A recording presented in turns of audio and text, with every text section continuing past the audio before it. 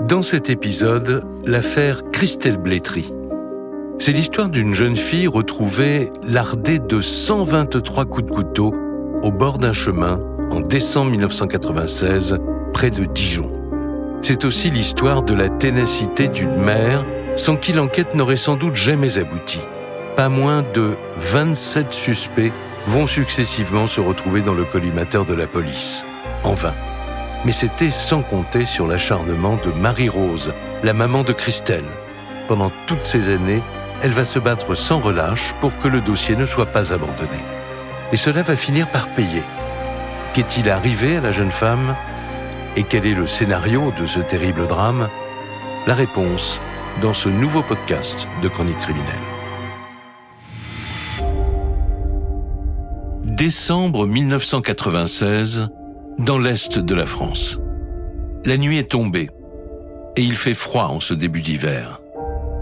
Un automobiliste rentre chez lui après sa journée de travail. Dans la lueur de ses phares, il aperçoit une jeune fille sur le trottoir. Elle marche seule dans les rues désertes de ce village endormi. Soudain, l'homme s'arrête brutalement et la force à monter dans sa voiture. Puis il la conduit à l'abri des regards avant de l'agresser sauvagement. Qui est cette jeune femme ? Et pourquoi cet homme s'en est-il pris à elle ? C'est le début d'une histoire terrifiante qui va conserver tous ses secrets pendant près de 20 ans.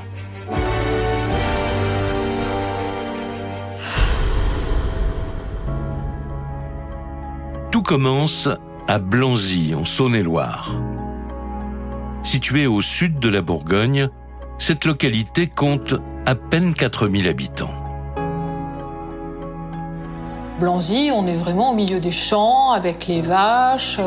Michel Fine, journaliste, police-justice. Les vaches autour, une grande rue au milieu, des petites maisons, des petites boutiques. Petite commune initialement agricole comme beaucoup. Bruno Nicole, avocat de la défense.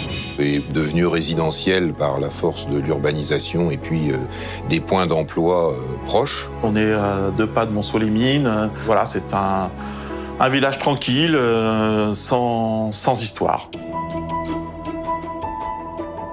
C'est ici, à Blanzy, que la famille Blétry réside depuis toujours. Ce couple marié avec ses 3 enfants fait en quelque sorte partie du paysage. La famille Blétry, c'est une famille de Français moyens qui s'est installée là de longue date. Jean-Marc Ducos, journaliste au Parisien.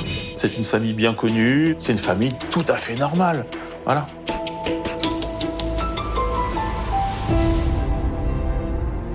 En cette année 1996, la fille aînée du couple Blétry vient tout juste d'avoir 20 ans. Elle s'appelle Christelle.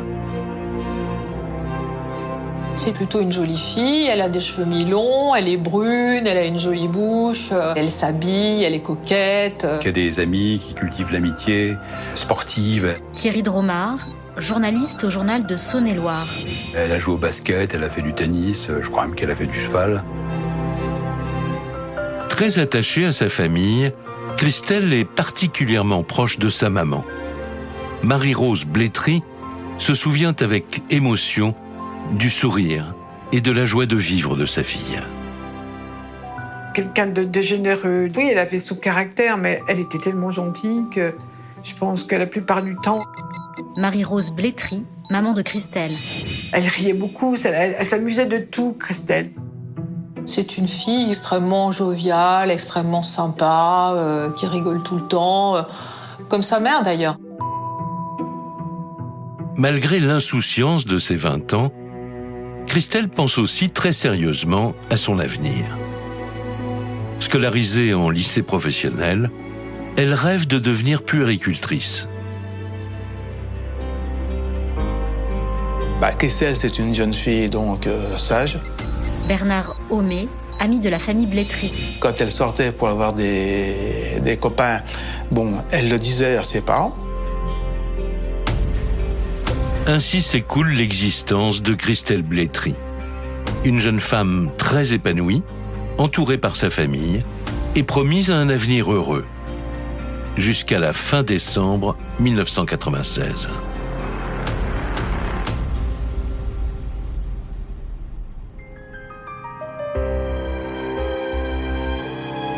C'est la période des fêtes de fin d'année. Et ce jour-là, il fait très froid sur Blanzy. Le 28 décembre au matin, Marie-Rose Blétry se lève. Avec mon mari, on prend notre petit déjeuner et Myriam, ma deuxième fille, se descend et nous dit que Christelle n'est pas rentrée. Pour Marie-Rose, voilà qui ne ressemble pas à sa fille. Christelle devait passer la soirée chez des amis, à l'autre bout de Blanzy. Et bien sûr, rentrer chez elle ensuite. Moi, je suis pas bien, quoi. Mon mari essaie tout de suite de me calmer en me disant « Mais t'inquiète pas, elle est restée dormir chez les amis. » Mais je lui dis « Mais c'est pas dans ses habitudes, c'est pas Christelle, elle le fait pas, ou alors elle nous prévient, quoi. » Et ce qu'elle va faire d'abord, c'est d'appeler les amis chez qui se trouvait Christelle la veille au soir, pour savoir où Christelle a bien pu passer la nuit.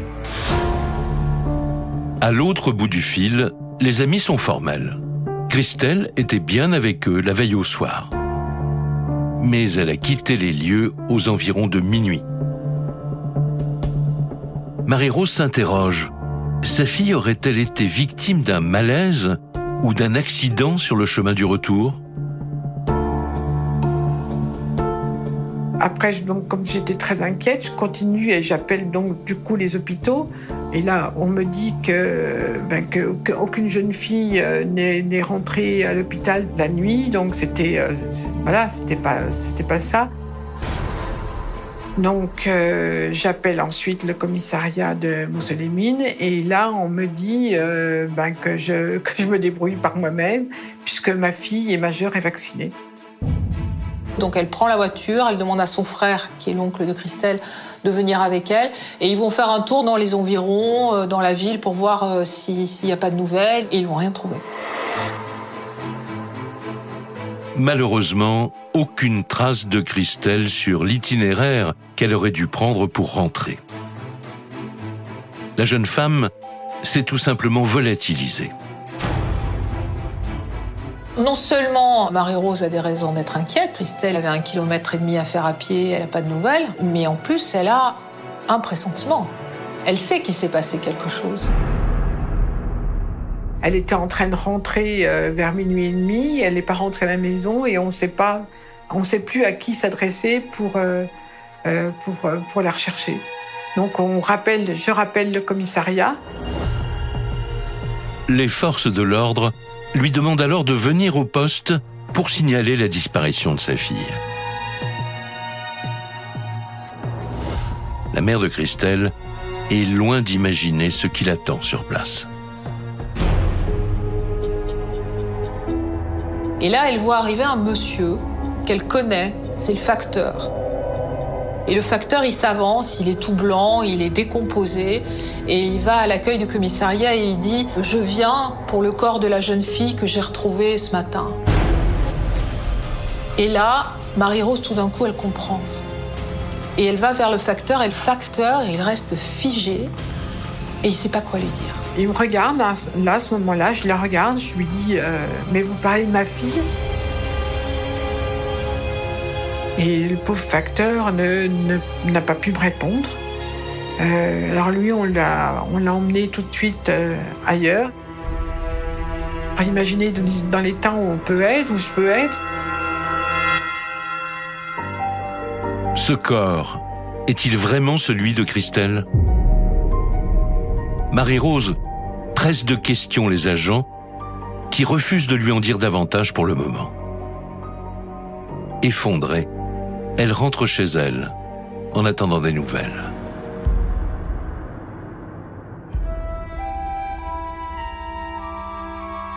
Ce n'est que le lendemain matin que tout bascule. Elle découvre enfin la vérité en ouvrant le journal.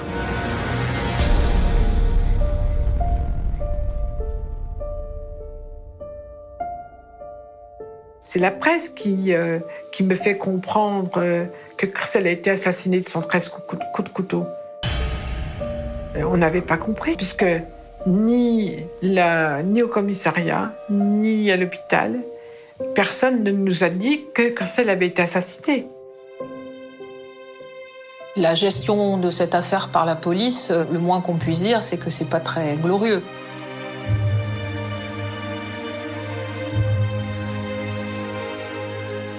Plus de 100 coups de couteau. Après 24 heures d'angoisse et d'incertitude, la famille de Christelle Blétry est frappée de plein fouet par la terrible nouvelle. Et très vite, ce fait divers sordide fait la une de l'actualité régionale.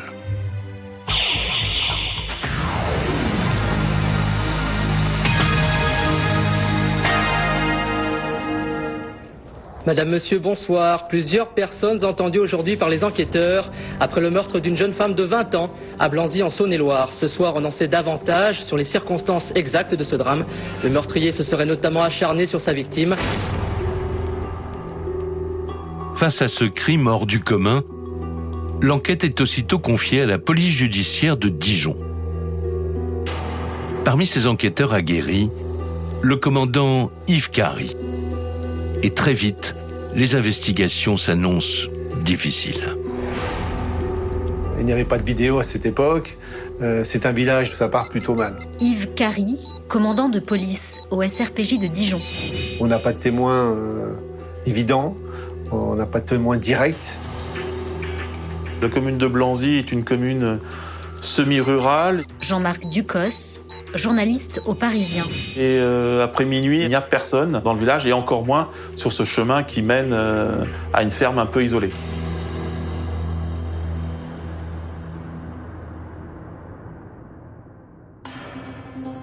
« 30 décembre 1996.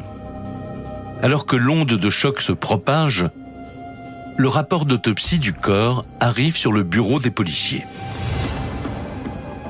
Et la première chose qui les frappe, c'est l'extrême violence de ce meurtre. On va s'apercevoir qu'il est trouvé d'une multitude de perforations dues à une arme blanche. Ce qui frappe, c'est le nombre de coups de couteau. Il y en a partout. Michel Fine, journaliste, police-justice. Il y a des coups de couteau sur la tête et il y a des coups de couteau sur les mains, ce qui veut dire que la victime a essayé de se protéger. Après examen complémentaire, ce ne sont pas 113, mais 123 coups de couteau que le légiste dénombre sur le cadavre. Sans pour autant y relever de traces de violence sexuelle. Le fait qu'elle soit habillée et apparemment, comme disent les policiers, sans désordre vestimentaire.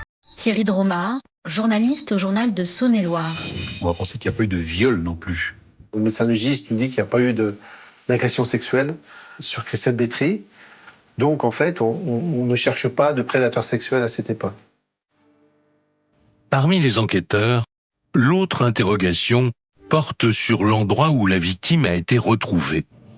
Pourquoi a-t-elle été découverte si loin de l'itinéraire qu'elle aurait dû emprunter? A-t-elle été enlevée avant d'être agressée? Son corps a-t-il été déplacé?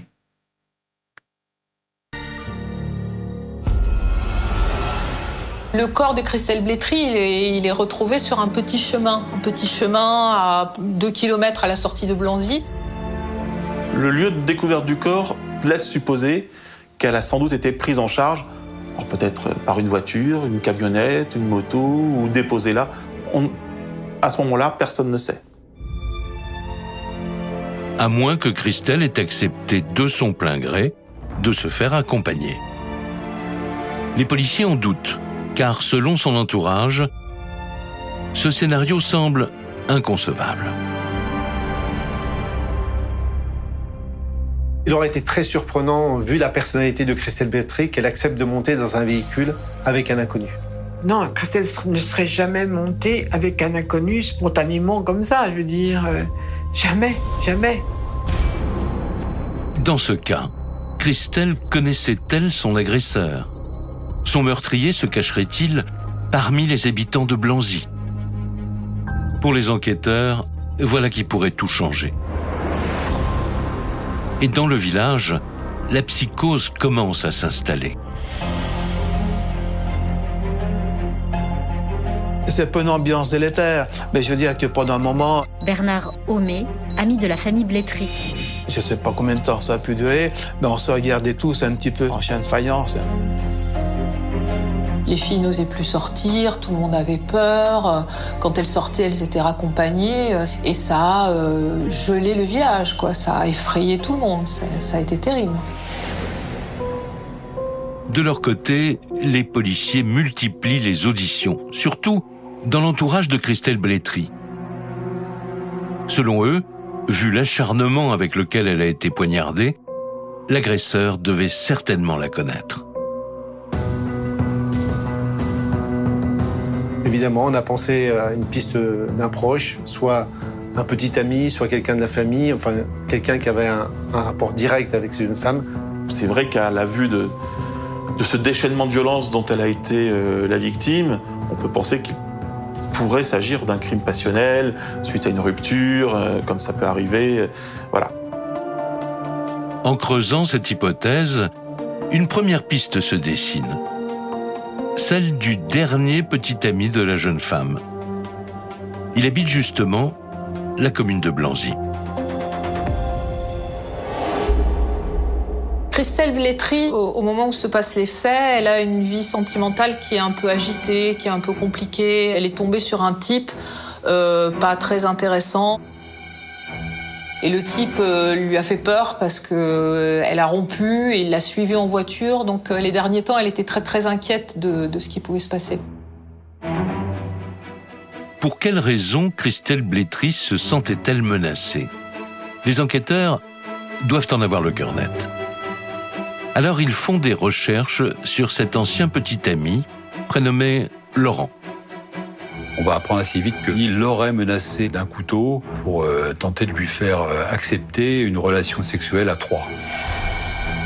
Et donc, tout de suite, l'enquête va s'orienter vers ce jeune homme.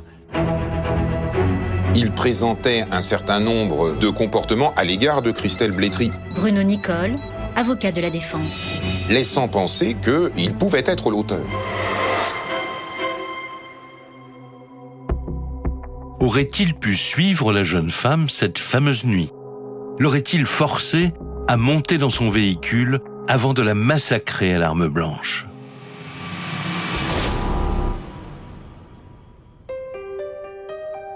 Pour la police, comme pour la famille de Christelle, c'est une piste très sérieuse. Et puis on va se rendre compte que le soir du meurtre, ce petit ami en question, cet ex-petit ami, a un alibi. Il a un alibi en béton parce qu'il était avec sa nouvelle copine. Ils ont passé la soirée ensemble et ils ont fini en boîte de nuit. Donc très vite, il va être mis hors de cause. Il ne peut pas être le meurtrier de Christelle. L'ex-petit ami de Christelle est ainsi innocenté. Sans aucune autre piste concrète à ce stade, l'enquête s'enlise. Au grand désespoir de Marie-Rose, qui n'a toujours pas de réponse. Mais pour elle, pas question de baisser les bras.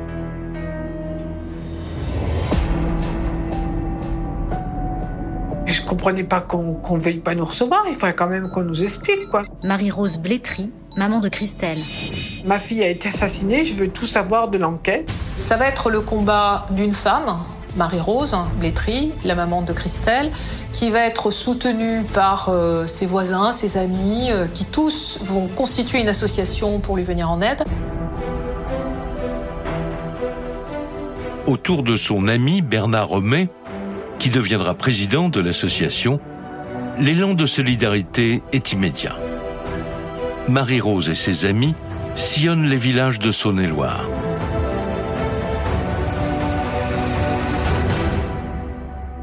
Quand on a vu un petit peu la désolation de la famille, on a dit qu'il faut qu'on fasse quelque chose. L'assassinat de Christelle a eu lieu donc le 28 décembre et l'association Christelle s'est mise sur les rails légalement en mars 1997. En hiver, l'association organise des bals dansants. Donc ils font venir tous les gens de Blanzy, il y a des repas, on mange, ensuite on danse et l'argent est donné à l'association. L'écho médiatique se propage pour aider cette maman qui se bat pour retrouver l'assassin de sa fille. Les actions de l'association Christelle sont à chaque fois relayées par la presse.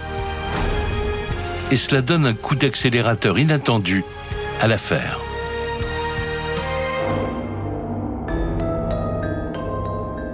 Plusieurs familles de la région prennent contact avec Marie-Rose.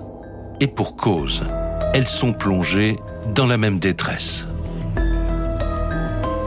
On s'aperçoit peu à peu que dans la région de Saône-et-Loire, Jean-Marc Ducos, journaliste au Parisien. Il y a de nombreux cas d'affaires de jeunes femmes tuées et qui ne sont pas résolues. Oui, au moment de la mort de Christelle, on est à presque une dizaine de meurtres de jeunes femmes non élucidées. Thierry Dromard, journaliste au journal de Saône-et-Loire.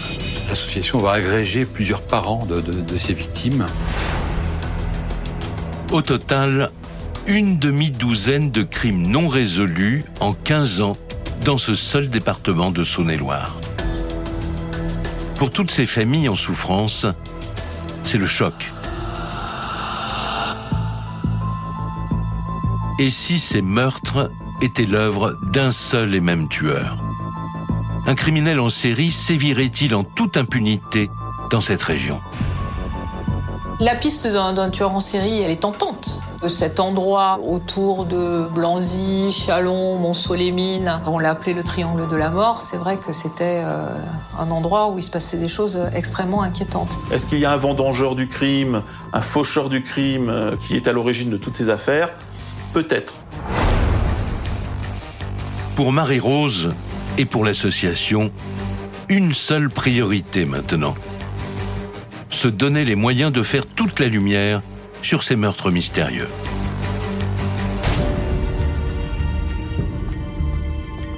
La stratégie de Marie-Rose Blétry, c'est de trouver des financements pour financer un avocat qui est déjà bien impliqué dans des dossiers de cold case. Cet avocat n'est pas n'importe qui.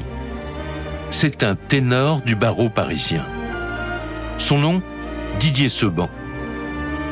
Lui et sa collaboratrice, Corinne Herman, sont les spécialistes des affaires criminelles non résolues.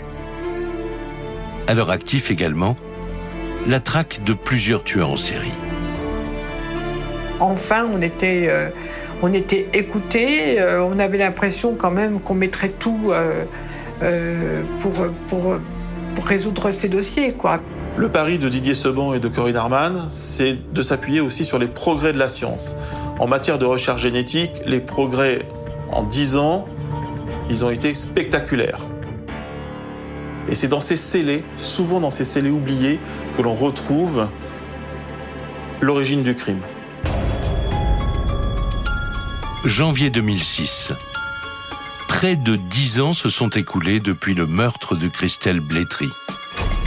Par chance, les vêtements qu'elle portait le soir de sa mort ont été précieusement conservés. Pour ses proches, pour les autres familles de victimes, c'est une certitude. Après tant d'années d'enquête qui n'ont rien donné, la vérité ne pourra surgir que de l'ADN. Dès lors, ils en appellent au plus haut sommet de la justice. Les familles de 6 jeunes filles assassinées entre 86 et 99 étaient reçues aujourd'hui précisément au ministère de la Justice. Elles réclament davantage de moyens pour les investigations. Marie-Rose Blétry et ses avocats sont reçus au cabinet du garde des Sceaux. Pour eux, il serait impensable d'abandonner le combat, quitte à en faire une affaire d'État. Il faut avancer, quoi. Je veux dire, on ne peut pas se permettre d'attendre maintenant aussi longtemps, surtout quand on apprend que les vêtements ne sont pas analysés entièrement. La justice est en échec dans cette affaire. Didier Seban, avocat des parties civiles. Parce que nous sommes convaincus que c'est de cela que dépend le succès de l'enquête sur ces crimes. La mère de Christelle et son association parviendront-ils à faire entendre leur voix ? Les mois passent et rien ne bouge. Mais alors que l'espoir s'amenuise inexorablement, un événement va venir tout changer.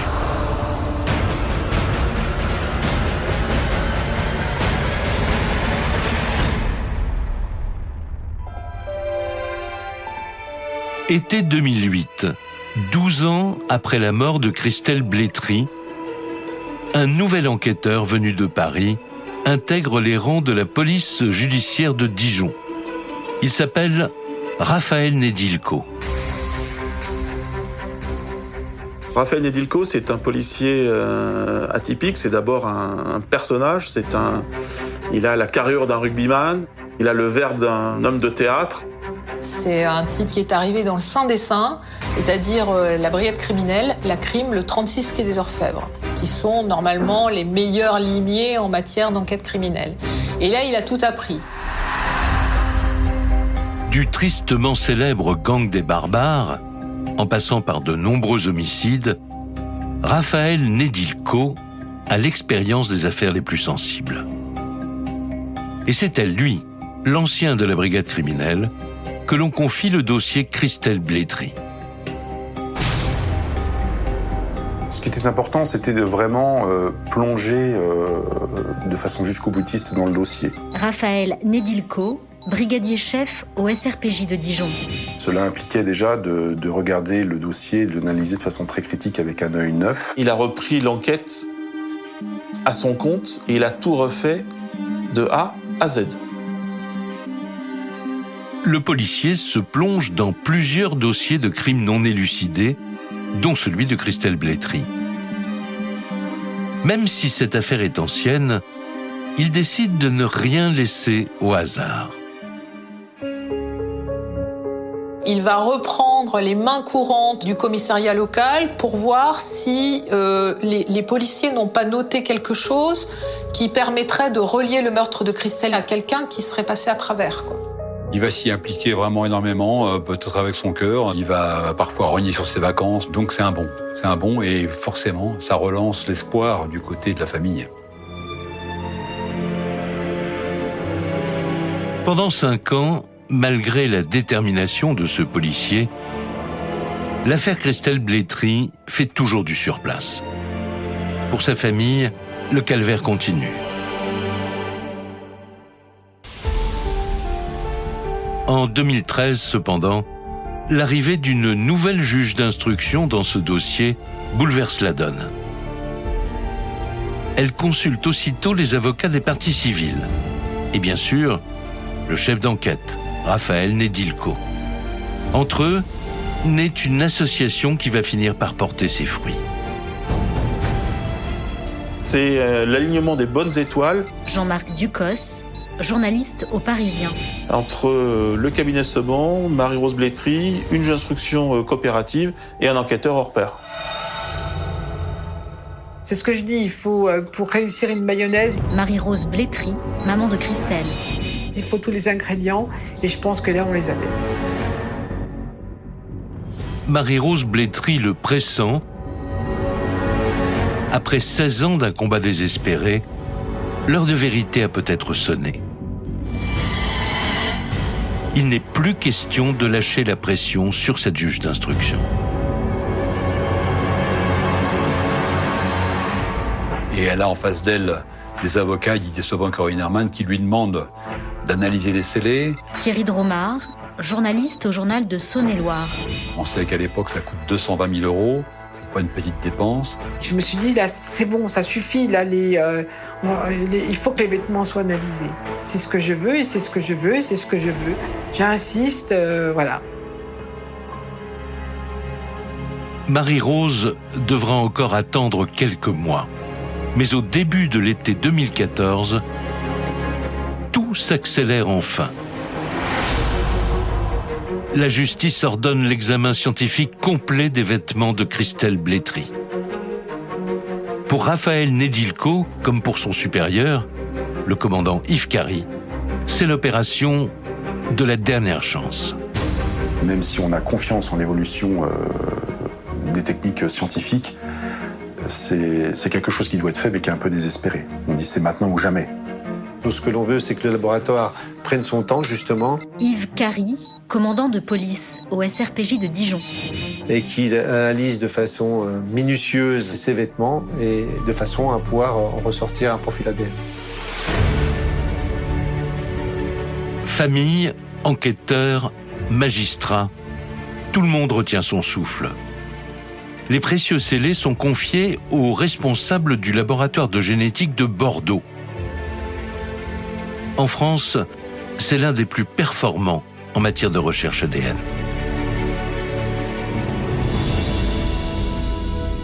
Il va prendre un vêtement et il va quadriller ce vêtement endroit en verre en faisant des petits côtés de 3 cm². Michel Fine, journaliste, police-justice.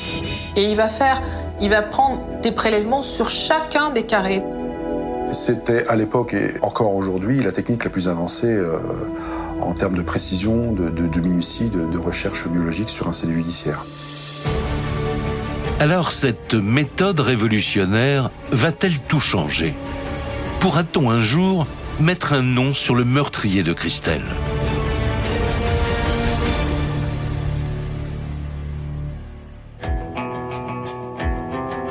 Siège de la police judiciaire de Dijon, 48 heures plus tard. Le téléphone retentit dans le bureau de Raphaël Nedilko. Au bout du fil, la juge d'instruction. Déjà, elle me demande de m'asseoir, puisqu'il faut imaginer quand même qu'on est en 2014 et que les faits ont lieu en 1996. Elle m'a dit, monsieur Nedilko, asseyez-vous, vous êtes prêts ? On a trouvé un ADN. Un seul ADN, il n'y en a pas d'autre. C'est un homme. Déjà, très bonne nouvelle. Alors, ce qui est plus surprenant pour nous, c'est qu'il isole à partir de sperme. Les hommes de la PJ n'en reviennent pas. Car jamais l'autopsie réalisée au lendemain du crime n'avait révélé la présence de sperme. Ni la moindre trace d'agression sexuelle. Les enquêteurs de l'époque, de 1996, sont passés complètement à côté. Ils en ont conclu qu'elle n'avait pas été violée. Là, 17 ans après, on retrouve du sperme, on se rend compte que Christelle Blétry a été violée. Et c'est pas du tout la même histoire. C'est un tournant dans l'enquête, c'est la première fois, c'est vraiment la première fois que ce crime prend une connotation sexuelle.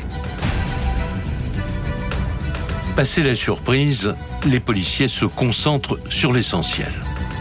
La découverte de cet ADN masculin sur plusieurs vêtements de la victime.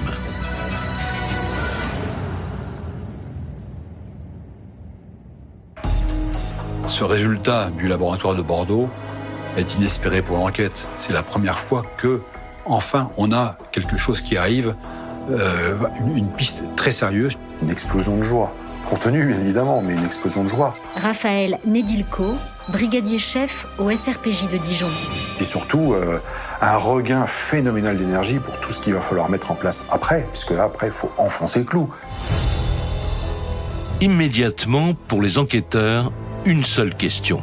Ce profil ADN figure-t-il, oui ou non, au fichier national des empreintes génétiques ? Moins de 24 heures plus tard, la réponse tombe. Le résultat est formel. Cet ADN est connu des services de police. C'est celui d'un homme de 45 ans. Il s'appelle Pascal Jardin. Et il est justement originaire de Saône-et-Loire. C'est rapide, c'est inespéré, c'est formidable. Je vous laisse imaginer ce que peut ressentir un enquêteur tant d'années après les faits. On est dans les starting blocks. Donc à partir de là, c'est la phase de vérification sur l'intéressé et tout y passe. Les policiers toucheraient-ils enfin au but ? Ils constatent que Pascal Jardin, au moment du crime, ne vivait pas n'importe où. Il résidait en plein cœur de Blanzy, soit à moins de 3 km du lieu de découverte du corps de Christelle.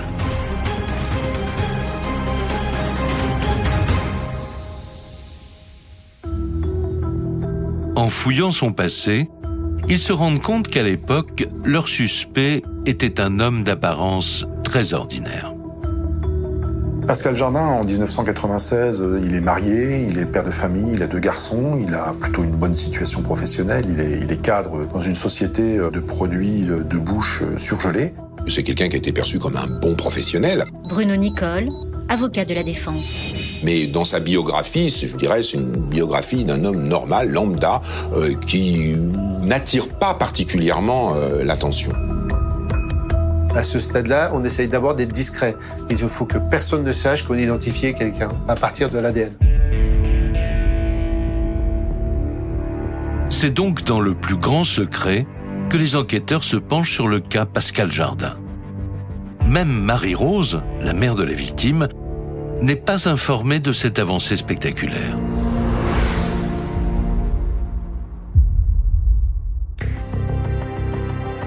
Dijon, juillet 2014. Nouvelle interrogation pour la police judiciaire. Le nom de Pascal Jardin est-il déjà apparu dans l'enquête? La réponse est non, et rien ne paraît le relier à Christelle Blétry. À l'époque, Pascal Jardin n'a aucune raison d'être entendu parce qu'il n'a aucun lien avec la jeune fille. Jean-Marc Ducos, journaliste au Parisien. Il n'a pas de passé criminel connu, donc il passe complètement sous les radars. Et c'est rassurant quelque part, parce que qu'est-ce qui aurait été le plus douloureux à vivre? Avoir affaire à un inconnu ou avoir affaire à quelqu'un de connu qu'on a éclusé et qu'on a remis en liberté, sans arriver à prouver que c'était lui l'auteur des faits. Pour les policiers, la priorité est donc de rassembler un maximum d'informations sur ce Pascal Jardin. Et très vite, ils comprennent que cet homme n'est pas aussi lisse qu'il y paraît. Pascal Jardin, il est au fichier national des empreintes génétiques pour une affaire qui remonte à décembre 2004. Et c'est une affaire très intéressante. Parce que cet homme a été condamné en décembre 2004 pour une agression sexuelle commise sur une jeune femme, Magali. C'était à Chalon-sur-Saône, 10 ans auparavant.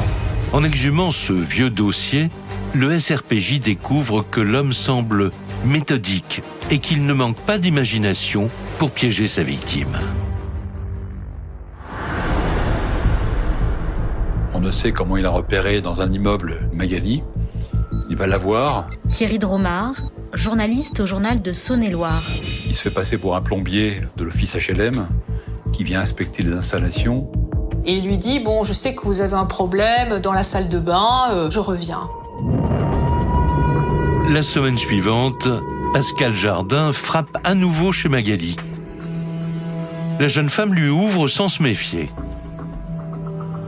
Sauf qu'elle va connaître l'une des pires frayeurs de sa vie.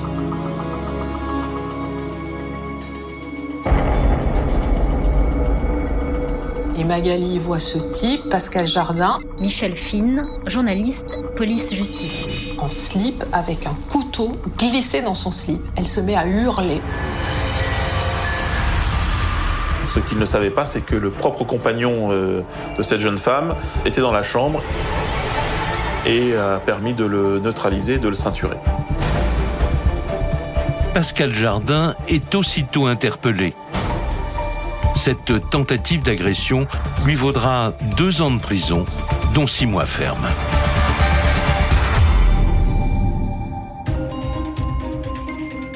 Pour les enquêteurs en charge du dossier Blétry, ce mode opératoire colle avec leur affaire. Le fait qu'il se mette en sous-vêtements, qu'il glisse un couteau dans son slip, donc il l'a pas à la main, il est glissé dans son slip, on retombe sur les paramètres de la scène de crime de Christelle Blétry. Une connotation sexuelle et une arme blanche. Donc on l'identifie en juillet. Yves Carry, commandant de police au SRPJ de Dijon. Mais décidé très rapidement qu'il y aura une opération au début septembre. Une fois qu'on ait fait les vérifications d'usage, il faut tout vérifier. La police apprend que Pascal Jardin ne réside plus en Saône-et-Loire. Depuis presque 1 an, il vit à l'autre bout de la France, dans le département des Landes. Pascal Jardin a complètement changé de vie. Et il a divorcé au moment de sa condamnation et de la prison. Il a connu une autre femme, il s'est remis avec une autre femme et qui a deux enfants. Il a mis des centaines de kilomètres entre l'endroit de ses premiers méfaits et l'endroit où il s'est installé.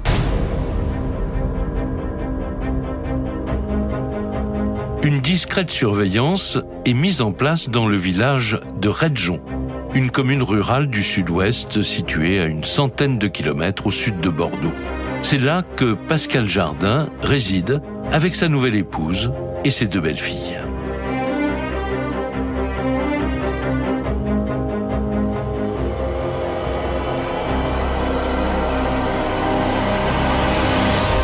Il est devenu ouvrier agricole, il travaille dans une usine qui tue des cailles. Voilà, il travaille dans un abattoir agricole. Une vie bien rangée, avec femme et enfants, l'ambiance est bonne, tout se passe bien pour lui. Et pas une seconde, il peut imaginer qu'un jour, quelqu'un revienne lui poser des questions sur l'affaire Blétry. Pour lui, c'est un dossier fermé, il l'a complètement oublié. Comment cet homme insoupçonnable va-t-il faire face à son passé ?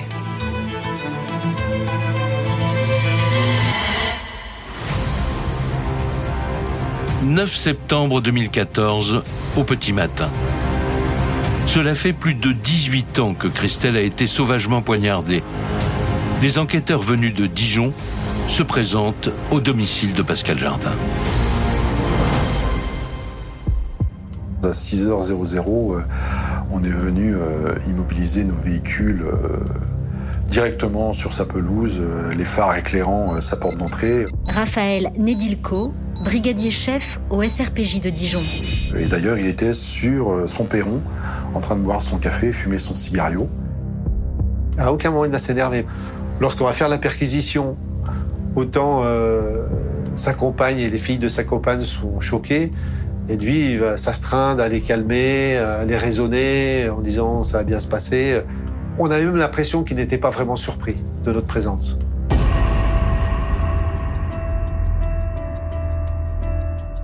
Imperturbable, le suspect est conduit dans les locaux de la PJ de Bordeaux. Malgré l'enjeu crucial de cette garde à vue, Raphaël Nedilko, lui, garde son sang-froid. Comme je ne suis absolument pas incisif dans ma position par rapport à lui, je ne suis pas soupçonneux, je ne suis pas agressif, je ne suis pas accusateur. Il a un ADN, mais bon, un ADN, c'est pas une preuve. C'est pas parce qu'il y a l'ADN qu'il a l'auteur entre les mains. Donc ce qu'il veut, en bon flic de la crime, c'est des aveux. Son objectif est clair. Face à Pascal Jardin, le policier préfère attendre avant de dévoiler toutes ses cartes. En particulier, la présence de son ADN sur la victime. La partie peut commencer. Il est calme, voilà, il est calme, il est relativement posé. Il est prêt à répondre à nos questions, à nous aider même. Tant mieux, un client satisfait est un client qui revient. Mais tout se passe bien. Première audition, tout se passe très très bien.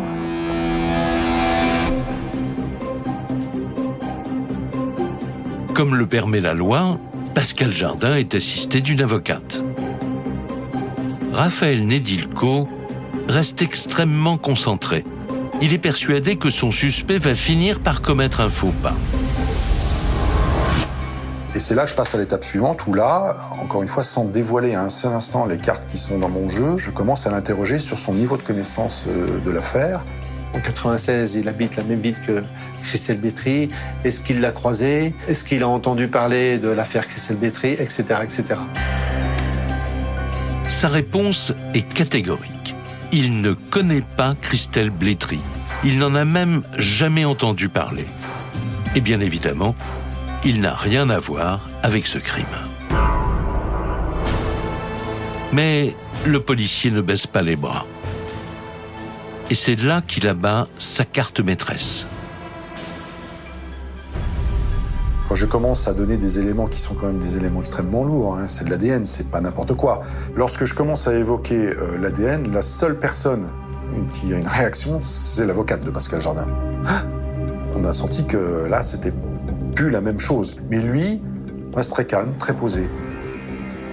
Malgré cet élément compromettant, le suspect continue de tout nier en bloc. Puis il se mure dans le silence.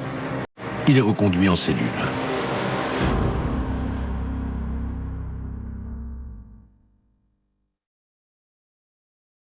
« 10 septembre 2014, deuxième jour de garde à vue. Ce matin-là, Pascal Jardin est autorisé à fumer dans la cour du commissariat avant de reprendre les interrogatoires. C'est à cet instant que Raphaël, le policier, tente de le déstabiliser. Avec les éléments qu'on a, si il m'était donné mon avis, pour moi, le meurtrier de Christelle Blétry, c'est bon. Point. On ne peut pas dire d'un côté qu'on ne l'a jamais rencontré. Yves Carry, commandant de police au SRPJ de Dijon. Et d'un autre côté, avoir son sperme sur la culotte de la jeune femme. Ça, c'est juste impossible. J'ai senti que j'ouvrais une porte. J'ouvrais une porte. Et il a eu cette phrase dont je me souviens, il m'a dit oui, je pense que je ne peux pas rester sur cette position-là, il faudrait que je parle. Et il m'a dit, mais avant, je veux voir mon avocate. Durant 20 minutes, Pascal Jardin s'entretient seul à seul avec son avocate. Lorsque l'enquêteur revient vers eux, l'homme n'est plus du tout dans le même état.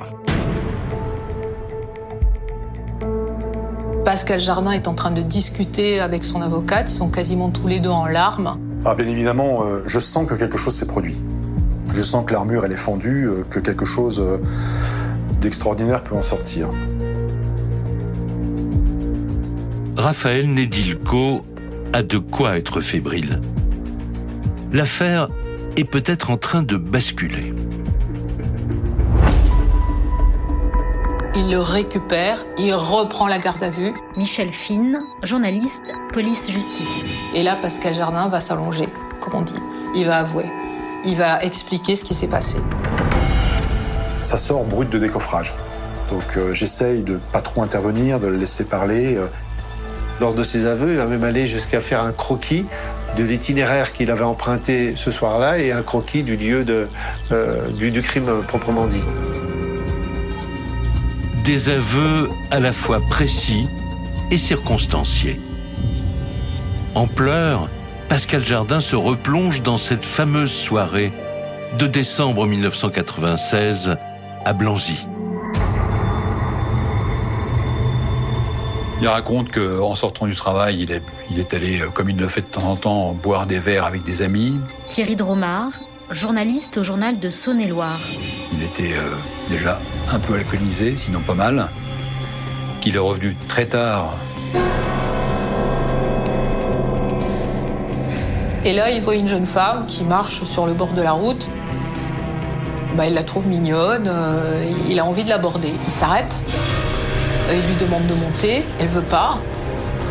Il descend de la voiture, il l'attrape par le sac, il la force à monter dans la voiture. Christelle Blétry est désormais à la merci de cet inconnu. Elle est terrorisée.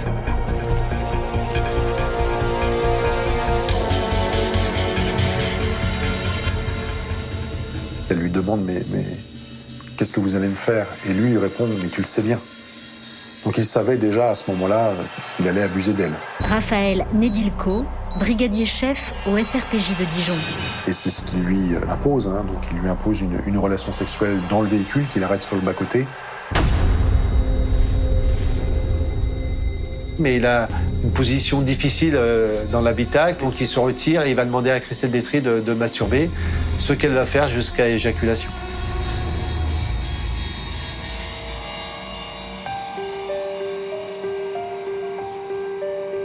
Voilà qui explique la présence de sperme sur le corps. Mais Pascal Jardin n'en a pas encore terminé. Il raconte ensuite aux policiers comment tout s'est enchaîné. Elle commence à s'énerver, elle descend de la voiture, elle se met à courir, elle prend un petit chemin. Là, elle se met à hurler. Et là, il perd les pédales, Pascal Jardin. Il devient fou de rage. Il se saisit alors d'un couteau qu'il avait avec lui dans sa voiture. Puis il se lance à la poursuite de Christelle avant de la rattraper. Et et il se met à la frapper à coups de couteau dans un seul but, faire qu'elle arrête de crier. Il est incapable d'expliquer le déchaînement de violence, il est incapable d'expliquer où est-ce qu'il donne des coups de couteau, avec quelle violence, combien il en donne. Lui, il frappe jusqu'à ce qu'elle arrête d'hurler. Au bout de 123 coups de couteau, Christelle Blétry ne crie plus. Il est 1h du matin. Pascal Jardin vient de commettre l'irréparable. Et pourtant... Il va remonter dans son véhicule, qui va rentrer chez lui normalement. Et il va se passer une scène quand même qui est un peu hors du commun. Il se lave les mains parce qu'il a faim. Il se fait un sandwich. Il mange la moitié du sandwich et il va se coucher auprès de sa femme.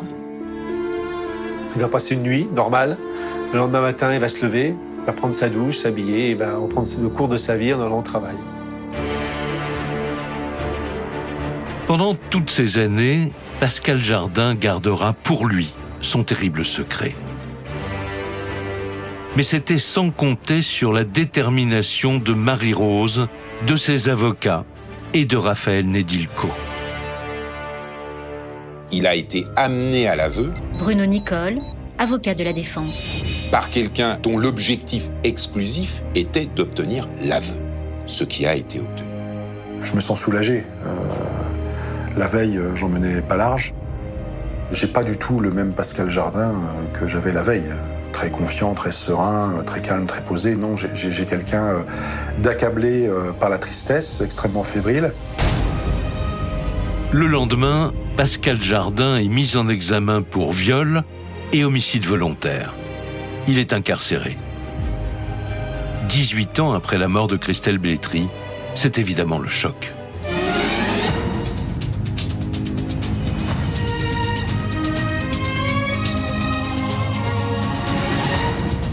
Et nous commençons par écouter l'émotion de la mère d'une jeune femme de 20 ans tuée en 96 et dont le meurtrier présumé vient de reconnaître les faits après avoir été confondu par son ADN.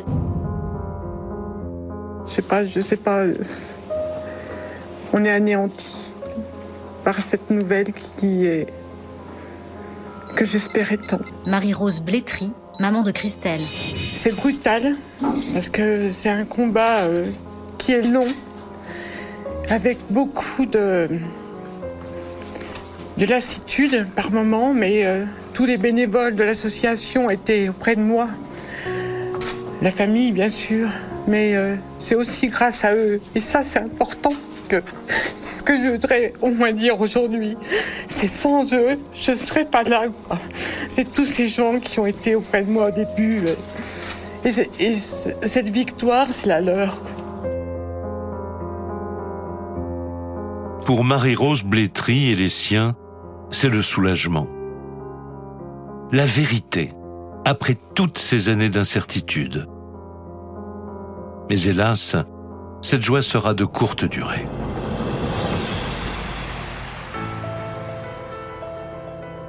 Trois mois plus tard, la reconstitution du crime est organisée à Blanzy, en Saône-et-Loire. Tout le village est bouclé par les forces de l'ordre. On voit arriver, entouré par les gendarmes, un type assez grand, avec une certaine prestance. Pascal Jardin, il est là, il regarde son monde, il n'a pas l'air effondré du tout, il baisse pas les yeux, au contraire.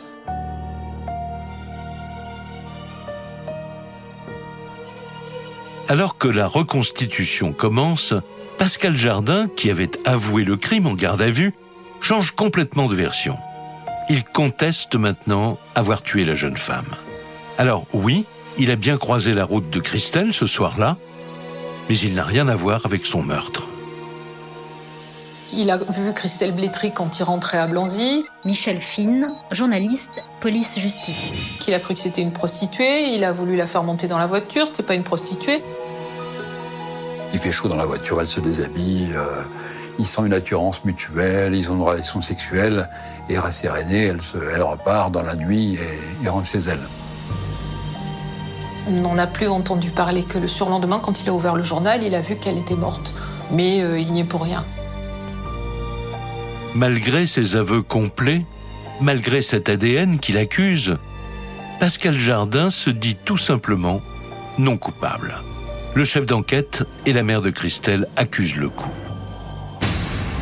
On se heurte à une certaine incompréhension, à des faux fuyants, à du machiavélisme, à des calculs, à de la réflexion mal tournée. Voilà. Il n'a pas dit la vérité. Il n'a pas dit ce qui... Non. Comment vous l'avez trouvé? Presque indifférent.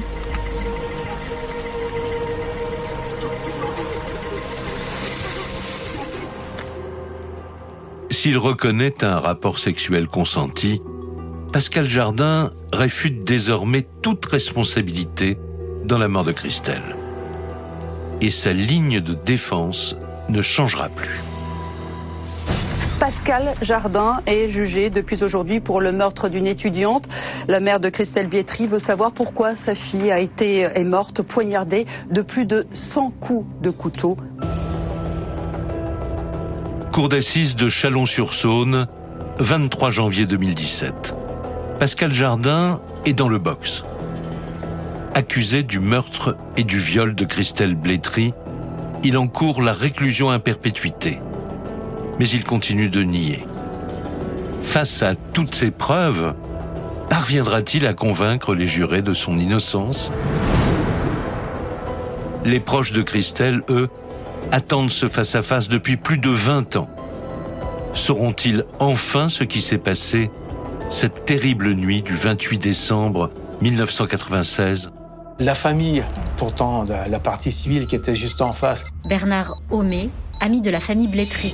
Il les a pratiquement jamais regardés. Toujours été comme ça, tout le temps la tête baissée, jamais regardé personne.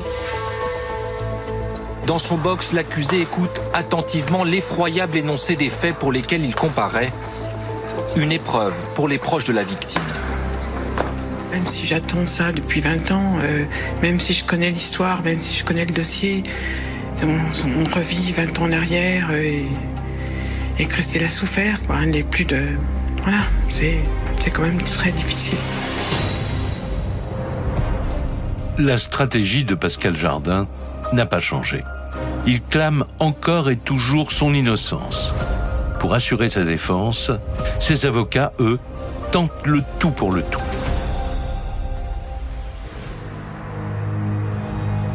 On a d'abord critiqué la preuve par la personnalité, le recueil des aveux. Bruno Nicole, avocat de la défense. On a discuté sur l'ADN, bien évidemment, en disant que l'ADN d'abord n'est pas la reine des preuves. Comme si Christelle avait toqué à sa voiture, c'est ce qu'il a dit. Christelle a toqué à sa voiture à hauteur du stop de la sortie de la route express pour avoir une relation sexuelle. Ça, c'est insupportable. C'est insupportable. Il a tué ma fille de 113 coups de couteau, 123 et plus. Moi, je veux qu'il soit condamné le maximum.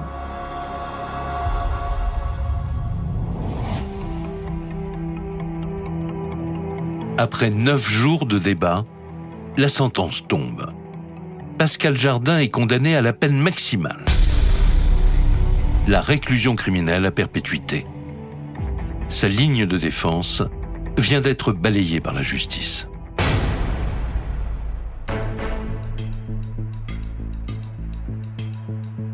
Ses avocats font immédiatement appel de la décision. Et l'année suivante, un second procès s'ouvre à Dijon. Le policier Raphaël Nedilko, qui s'étant investi dans ce dossier, ne peut retenir son émotion.